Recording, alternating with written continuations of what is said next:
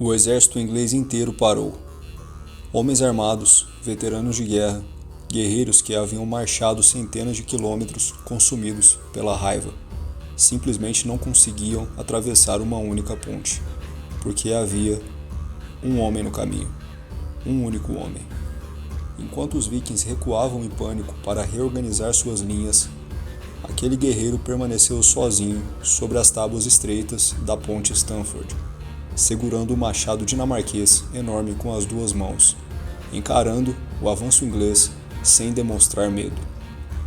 E então começou o massacre.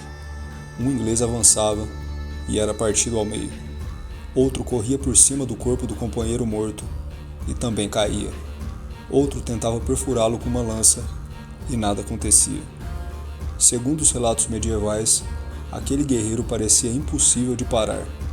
Os ingleses estavam diante de algo que não parecia mais humano, e enquanto os cadáveres se acumulavam sobre a ponte estreita, os homens começaram a acreditar que estavam lutando contra um verdadeiro berserker.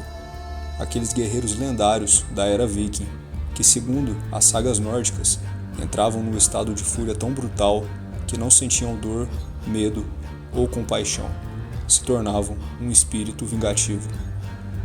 Um homem sozinho atrasou um exército inteiro.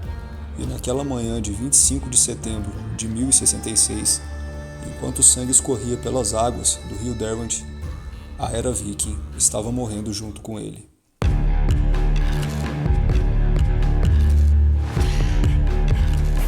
A história desse guerreiro anônimo acontece durante um dos momentos mais caóticos da história da Inglaterra. O rei Eduardo, o Confessor, havia morrido sem deixar herdeiros, e imediatamente o reino mergulhou numa crise brutal pelo trono. Nobres ingleses, senhores saxões, normandos e reis estrangeiros enxergaram a oportunidade perfeita para tomar o poder.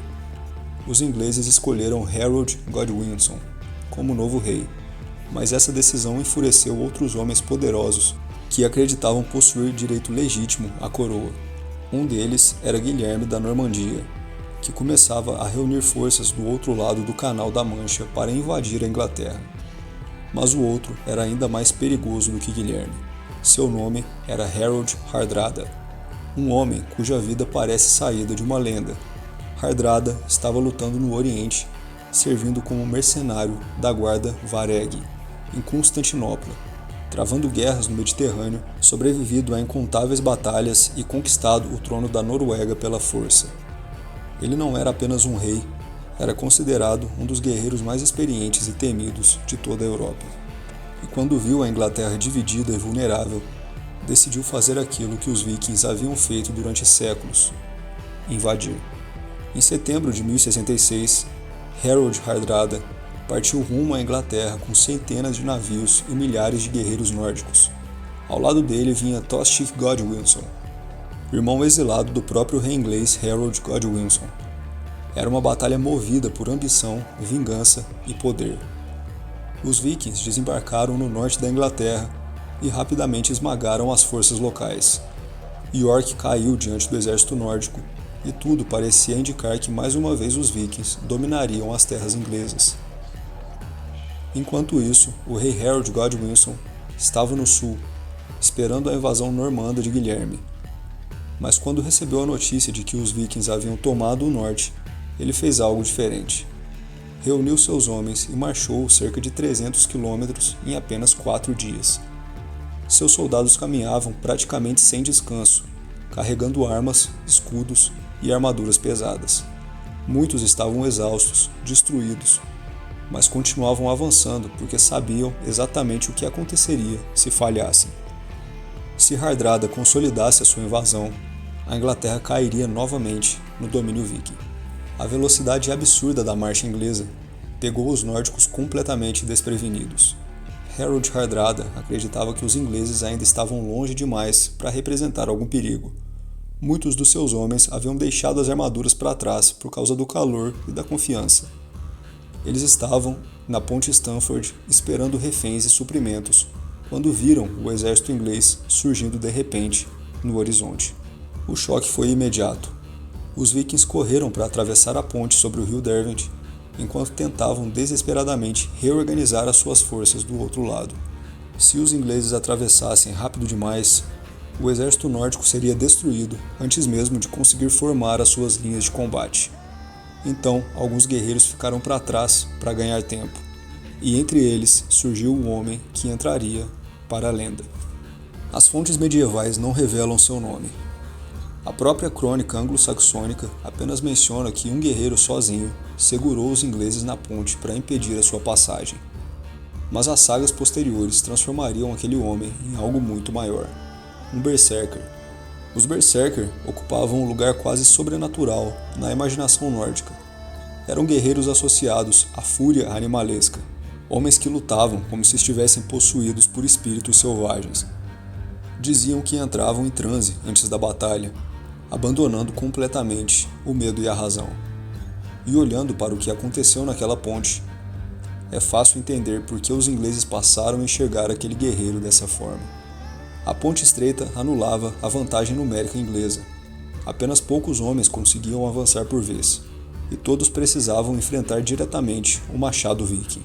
O guerreiro golpeava com violência monstruosa, quebrando escudos, esmagando ossos e abrindo espaço à força entre os atacantes.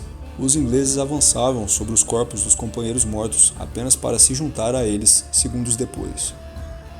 A lenda afirma que quase 40 homens morreram tentando derrubá-lo.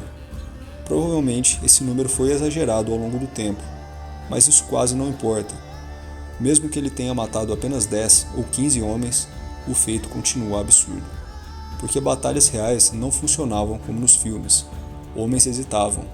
O medo se espalhava rapidamente quando vários companheiros eram mortos diante dos seus olhos. E numa passagem apertada, onde ninguém conseguia cercar o inimigo, um único guerreiro extremamente agressivo podia causar um atraso devastador. O mais assustador é que os próprios relatos ingleses dizem que um soldado tentou atingi-lo com uma lança, e o golpe aparentemente não teve efeito nenhum. Isso não significa necessariamente que ele estivesse invulnerável. Muito provavelmente o guerreiro já estava ferido, sangrando e tomado pela adrenalina extrema da batalha. Homens nesse estado conseguem continuar lutando mesmo após ferimentos gravíssimos. Para os ingleses, porém, aquilo parecia sobrenatural. Parecia que o homem simplesmente se recusava a morrer. Até que perceberam que continuar atacando na frente era suicídio, então encontraram outra solução. Segundo a tradição, um soldado inglês desceu pelo rio escondido sob a ponte e perfurou o guerreiro por baixo da cota de malha, atingindo a sua virilha com uma lança. E assim, o berserker finalmente caiu. Não derrotado por força bruta, mas sim por estratégia e astúcia. Porém, o tempo que ele comprou foi o suficiente. Os vikings conseguiram formar sua muralha de escudos do outro lado da ponte, e então a batalha inteira mergulhou num banho de sangue gigantesco. Harold Hardrada lutou pessoalmente na linha de frente, mesmo já tendo 50 anos. Sem armadura, segurando sua espada com as duas mãos, ele avançou no meio do combate como se ainda fosse um jovem guerreiro buscando glória. Mas naquele caos de aço, lama e sangue, uma flecha atingiu a sua garganta. O último grande rei viking caiu, na ponte Stamford. Seu exército começou a ruir. Tostig também morreu, e junto deles morreu simbolicamente toda a era viking.